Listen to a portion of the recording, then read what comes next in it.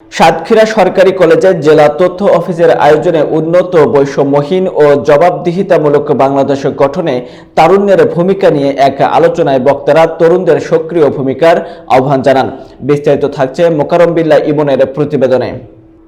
বৃহস্পতিবার সকালে অনুষ্ঠিত এই সভায় প্রধান অতিথি ছিলেন অতিরিক্ত জেলা প্রশাসক রিপন বিশ্বাস। সভাপতিত্ব করেন সাতক্ষীরা সরকারি কলেজের অধ্যক্ষ প্রফেসর আবুল হাশেম। সভায় বক্তারা বলেন, 52 ভাষা আন্দোলন থেকে শুরু করে 71-এর মুক্তিযুদ্ধ এবং সর্বশেষ জুলাই 2024-এর গণ অভ্যুত্থানে তরুণদের ভূমিকা অনস্বীকার্য।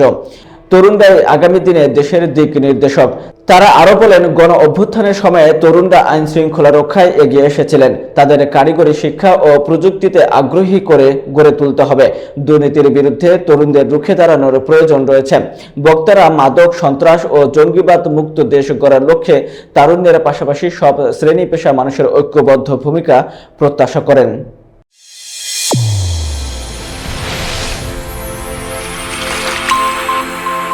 চ্যানেল A1 হৃদয়ের স্পন্দন।